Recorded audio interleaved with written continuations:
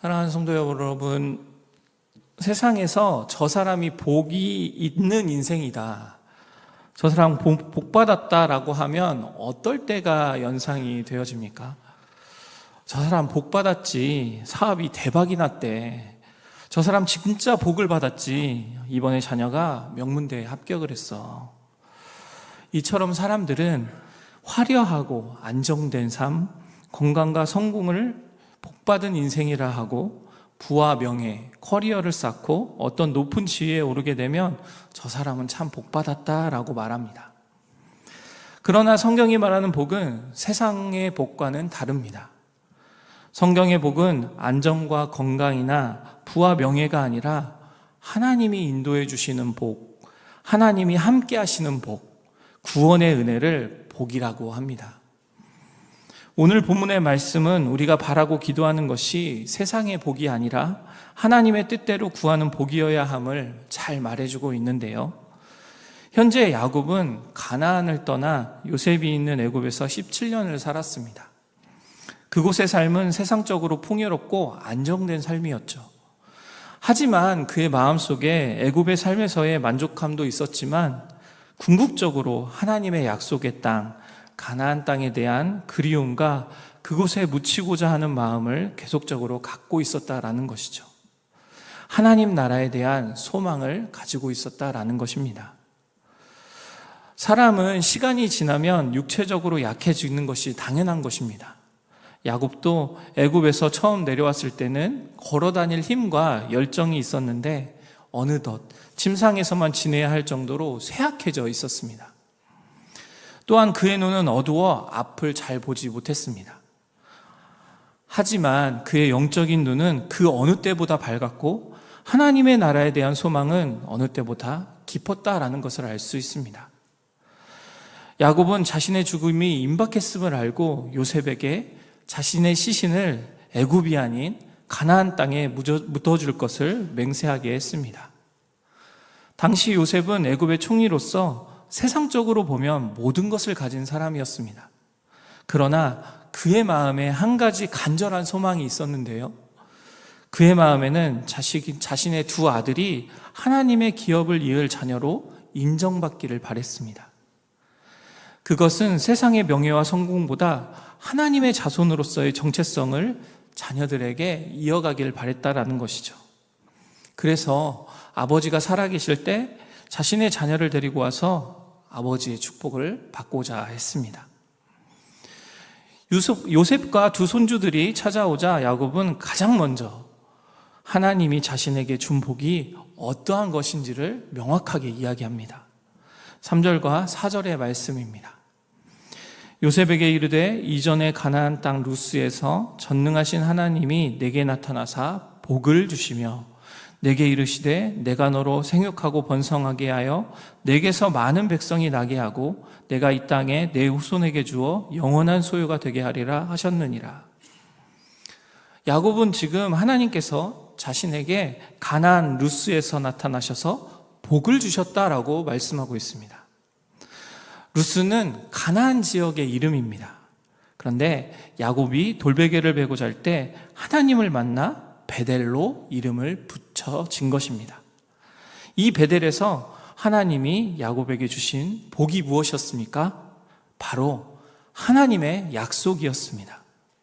가나안 땅을 자손 대대로의 기업으로 주시겠다라는 약속이었던 것이죠. 이것은 너희 자손을 통해 하나님의 나라를 세우시겠다라는 약속이기도 합니다. 지금 야곱은 요셉에게 우리가 지내고 있는 고센 땅은 잠시 지나가는 곳에 불과하다. 자손 대대로 정착하고 살아야 할 땅은 약속의 땅, 가나안이라는 것을 분명히 말하고 있는 것이죠. 이것은 우리의 인생길의 결국 하나님의 나라에 들어가는 과정이라는 것을 이야기해주고 있는 것입니다. 그리고 5절의 말씀입니다. 내가 애굽으로 와서 내게 이르기 전에 애굽에서 내가 낳은 두 아들 에브라임과 므낫세는 내 것이라. 루벤과 시므온처럼 내 것이 될 것이요. 사실 요셉의 아들 므낫세와 에브라임은 애굽의 어머니와 요셉 사이에 나는 정통 이스라엘 자손이 아닙니다. 요셉은 애굽의 피가 섞인 두 아들이 야곱의 가문의 일원으로 받아들여질 수 있을런지 심히 걱정했습니다. 그런데 하나님은 이미 요셉의 두 아들을 요셉의 아들이 아닌 야곱의 아들로 삼아주셨다라는 것입니다. 이것은 므낫세와 에브라임이 하나님의 자손으로 인정받는 것뿐만 아니라 요셉을 장자로 인정받아 다른 형제의 2배의 유산을 받는 것과 같은 의미를 지니고 있습니다. 야곱의 이 약속을 들은 요셉은 비로소 안심이 되었고 매우 기뻐했을 것입니다. 이어서 요셉은 야곱의 축복을 받기 위해 장자 므낫세를 오른쪽으로, 둘째 에브라임을 왼쪽에 세워 정통적인 질서에 따라 축복을 받게 하고자 했습니다. 그런데 야곱은 두 손을 엇갈려서 축복을 하는 것이 아니겠습니까? 오른손은 에브라임 머리에, 왼손은 므낫세의 머리에 얹은 것이죠. 요셉은 놀라며 이를 바로잡으려 했습니다. 아버지, 그렇게 하지 마십시오. 손의 방향이 잘못되었습니다. 그런데 야곱은 이렇게 말합니다. 나도 안다, 내 아들아, 라며 그대로 축복을 이어가고 있는 것이죠. 여러분, 왜 야곱이 당시 전통을 무시하고 손을 엇갈려 축복하고 있습니까? 눈이 어두워서 그랬을까요? 아닙니다. 이는 단순한 실수가 아니라 하나님의 뜻에 순종하는 행위였습니다. 하나님께서는 늘 인간의 복은 자격이 아니라 은혜로 주어진다라는 사실입니다. 야곱은 인생을 돌아보며 알았습니다. 자신도 장자가 아니었지만 하나님이 택하셨고, 속이고 도망쳤던 인생이었지만 하나님의 손이 그를 이때까지 인도하셨음을 깨닫고 있는 것이죠. 그는 누구보다 영적으로 깨어 있었습니다. 하나님이 원하신 뜻대로 엇갈린 손으로 축복하고 있는 것이죠. 하나님 손은 인간의 질서를 넘어 일하신다는 것을 손의 엇갈림으로 보여주고 있는 것입니다. 야곱은 세상의 논리를 뒤집고 하나님의 은혜의 질서를 선포하고 있는 것이죠. 믿음의 축복은 계산이 아니라 하나님의 주권에 있기 때문입니다. 이어서 야곱이 에브라임과 므낫세를 축복해주는 내용이 나오는데요. 이 내용을 보면 축복은 단순히 잘됨의 기도가 아니라는 것을 알 수 있습니다. 15절과 16절의 말씀입니다. 그가 요셉을 위하여 축복하여 이르되 내 조부 아브라함과 아버지 이삭이 섬기던 하나님, 나의 출생으로부터 지금까지 나를 기르신 하나님, 나를 모든 환난에서 건지신 여호와의 사자께서 이 아이들에게 복을 주시오며 이들로 내 이름과 내 조상 아브라함과 이삭의 이름으로 칭하게 하시오며 이들이 세상에서 번식되게 하시기를 원하나이다. 야곱의 축복이 지금 어떠합니까? 첫 번째로 하나님이 아브라함과 이삭이 섬기던 하나님, 이것을 풀어보면 그들이 쫓던 하나님이라고 말하고 있습니다. 축복하는 대상이 자신이 아니라 유일하시고 약속을 신실하게 지키시는 하나님, 그분이 축복하고 계신다라는 것이죠. 또한 하나님의 뜻을 쫓던 믿음의 세대가 아브라함부터 자신의 자녀들까지 계속적으로 이어져 가기를 바라는 마음으로 축복하고 있는 것입니다. 두 번째로 나의 출생으로부터 지금까지 나를 기르신 하나님이라고 고백하고 있습니다. 야곱의 인생의 모든 시간 속에서 하나님이 함께 하셨고 인도하셨다라는 것입니다. 야곱의 인생을 보면 어떻습니까? 자신의 지혜로 살려 했고 그로 인해 계속적인 쫓김과 실패를 경험합니다. 그런데 젊은 날의 방황과 실패까지도 하나님의 손이 자신의 기르시는 과정이라고 고백하고 있는 것입니다. 세 번째로 나의 모든 환난에서 건지신 여호와께서 이 아이들에게 복을 주시기를 원한다라고 축복합니다. 야곱의 인생의 위기마다 구원해 주신 하나님, 그 하나님이 이 아이들에게도 함께 해달라고 축복하고 있는 것이죠. 야곱의 축복은 이렇게 말하고 있습니다. 내가 만난 하나님, 너희도 만나기를 원한다. 나를 기르신 하나님, 환난 날에도 나를 건지신 하나님의 은혜가 너희에게도 있기를 바란다. 하나님의 함께 하심과 구원의 약속을 너희도 붙들며 살아가라는 것이죠.